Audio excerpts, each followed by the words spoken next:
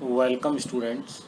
मैं डॉक्टर सुनील कुमार गर्ग से आचार्य बीवीडी राजकीय महाविद्यालय चिमनपुरा शाहपुरा जयपुर आज आपके समक्ष बीकॉम पाठ तृतीय के विषय एडवांस अकाउंटिंग एक अध्याय शाखा लेखे ब्रांच अकाउंट्स के अंतर्गत प्रधान कार्यालय की पुस्तकों में लेखांकन की यानी ऐसी शाखाएं जो आश्रित शाखाएं हैं या जो अपने आप पूरा लेखा जोखा नहीं रखती हैं, उन शाखाओं के संबंध में प्रधान कार्यालय की पुस्तकों में लेखांकन की चौथी विधि है थोक मूल्य विधि, उस पर चर्चा करूंगा। कई बार प्रधान कार्यालय अपनी शाखाओं के साथ साथ थोक व्यापारियों को भी माल भेजता है और प्रधान कार्यालय के द्वारा ऐसा माल शाखाओं को एवं होलसेलर्स को, थोक व्यापारियों को बीजक मूल्य पर ना भेज करके उसे थोक मूल्य उन्होंने नाम दिया। अभी थोक मूल्य पर वास्तव में थोक मूल्य है क्या? थोक मूल्य लागत में कुछ लाभ जोड़ के ही होता है, वह होगा थोक मूल्य पर भेजा जाता है। शाखा के द्वारा इस माल को इस थोक मूल्य से ऊपर कुछ अपना लाभ जोड़ करके उसको हम फुटकर मूल्य कह सकते हैं, सूची मूल्य कई जगह हो सकता कहा जाए, उस पर बेचा जाता है। तो इस प्रकार जो है, जब प्रधान कार्यालय के द्वारा शाखा को माल थोक मूल्य विधि पर भेजा जाता है तो शाखा को ही नहीं भेजा जाता थोक मूल्य विधि, वह उसी मूल्य पर होलसेलर्स को भी भेजा जाता है। तो ऐसी स्थिति में प्रधान कार्यालय की पुस्तकों में शाखा के संबंध में लेखे करने की इस विधि की अपन बात कर रहे हैं। इसमें खाते लगभग वही बनते हैं जो स्टॉक एवं देनदार विधि के अंतर्गत बनाए जाते हैं। इम्पोर्टेंट बात यह है, यहाँ पर यह जो थोक मूल्य है यह एक तरह से लागत मूल्य की तरह का काम करता है और जो ये लागत और होलसेल प्राइस का डिफरेंस है, यह प्रधान कार्यालय की पुस्तकों में जो इसका लाभ जो दिखाया जाता है अपने आप क्रिएट हो जाएगा वो।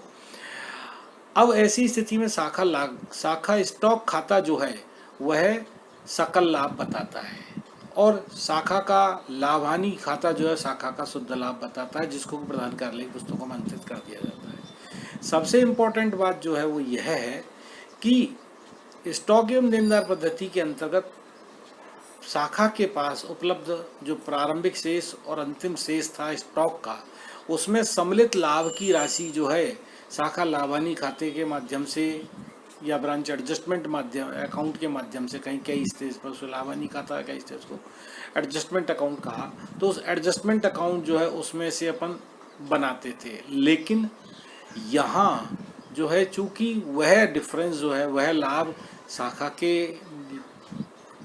लाभानी खाते में ना होकर के प्रधान कार्यालय की पुस्तकों में, इसलिए शाखा के पास उपलब्ध प्रारंभिक व अंतिम स्टॉक में सम्मिलित लाभ की राशि से जो स्टॉक रिजर्व अकाउंट बनेगा, उस स्टॉक रिजर्व के ओपनिंग बैलेंस को भी हेड ऑफिस के पीएनएल अकाउंट में ट्रांसफर किया जाएगा और क्लोजिंग स्टॉक में सम्मिलित लाभ की राशि से रिजर्व भी हेड ऑफिस के पीएनएल अकाउंट को डेबिट करके ही बनाया जाएगा। बाकी की स्थिति चीजें लगभग पूर्ववत ही हैं।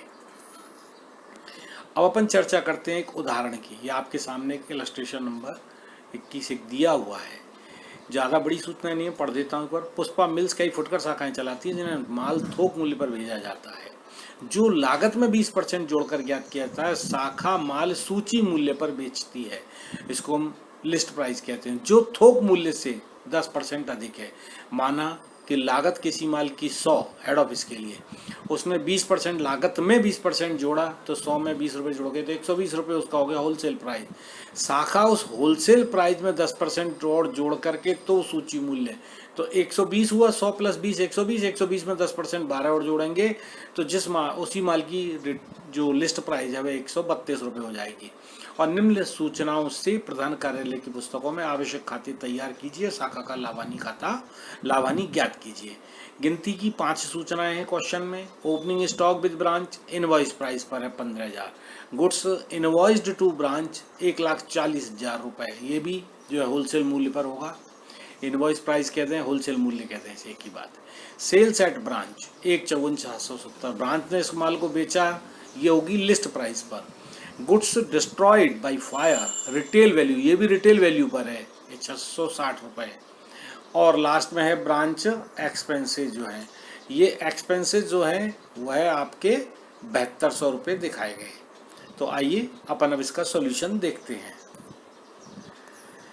सॉल्यूशन में अपन ने बनाए सबसे पहले branch stock account. Branch stock account अपन ने जब बनाएंगे आप ब्रांच स्टॉक अकाउंट, तो ब्रांच स्टॉक अकाउंट को आप देखिए, इसमें जो आपका ओपनिंग स्टॉक वहाँ दिया था, ब्रांच स्टॉक जो है ओपनिंग स्टॉक वो आपको दे रखा है, क्वेश्चन फिगर में दिया हुआ है 15,000। गुड्स सेंड टू ब्रांच आपको दिया हुआ है 1,40,000। एंट्री हो गई ब्रांच स्टॉक अकाउंट या to goods send to branch, तो स्टॉक अकाउंट में कुछ 1,40,000 को डेबिट किया, और इधर ये नीचे यहाँ आप देखें ये आपका गुड्स सेंड टू ब्रांच में बाई ब्रांच स्टॉक 1,40,000 रुपये जो हमने क्रेडिट किया।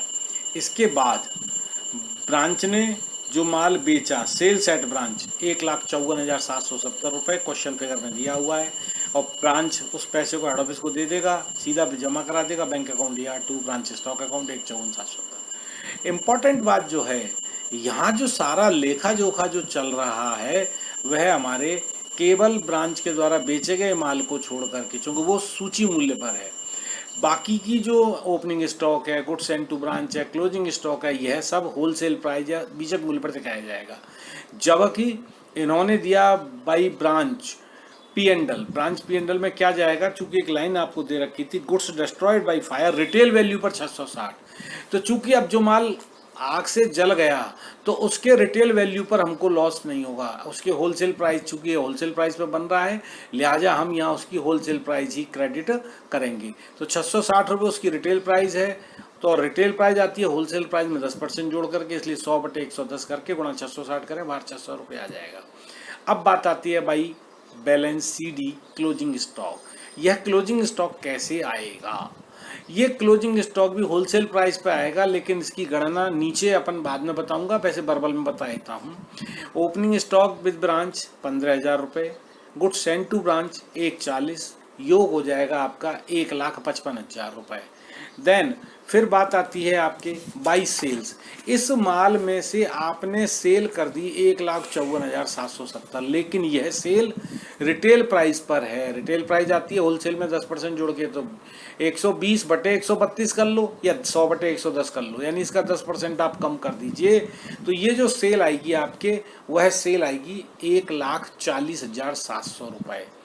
अब आप जब 1,40 प्लस 15 1,55 में से 1,40,700 रुपये जब आप लेस कर देंगे, 1,40,700 रुपये जब आप उसमें से लेस कर देंगे, तो डिफरेंस जो है वह माल आपका 14,300 रुपये जो आएगा वह शाखा के पास होना चाहिए।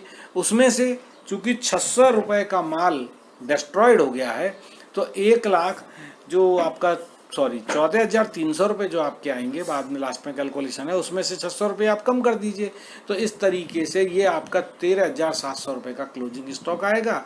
ये यहाँ by balance CD closing stock दिखा दीजिए, और ये डिफरेंस से जो है ये आपका टू ब्रांच P&L में चला जाएगा 14,070 रुपये। वास्तव में वो जो जिस माल का होलसेल प्राइस जिसको बेचा 1,40,700 का 10% है, वो यहाँ आ जाएगा। इसके बाद फिर आपका आता है ये आपका good send to branch account है, इसका बैलेंस ट्रेडिंग अकाउंट में चला जाएगा।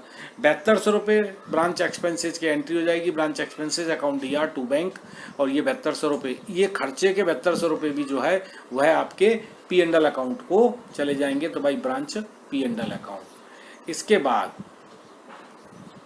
आप पहले खाते देख लें, फिर ये कैलकुलेशन अपन आप बता देता हूँ मैं आपको ना।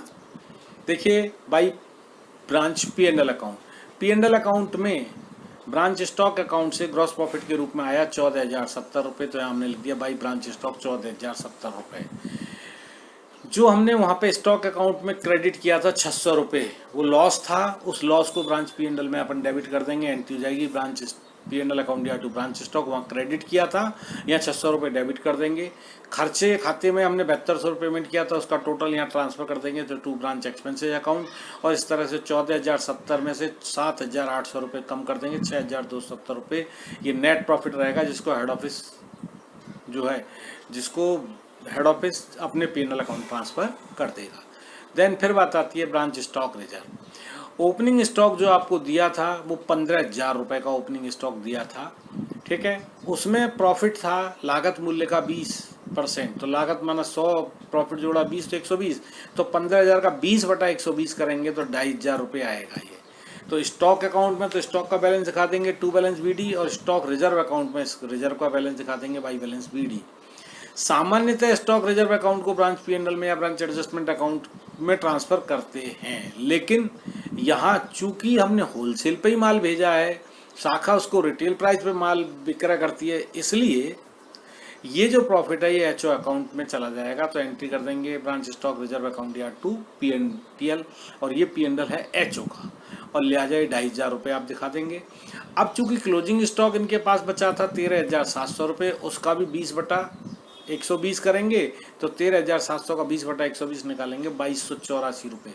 अब उसके लिए रिजर्व बनाना है, वो कहाँ से बनेगा, तो वो भी एचओ के पीएनएल से बनेगा। एचओ एंट्री करेगा PNL account DR2 branch stock reserve, ये यहाँ 2,284 क्रेडिट दिखा देंगे, और बंद में बैलेंस निकाल लेंगे टू बैलेंस CD।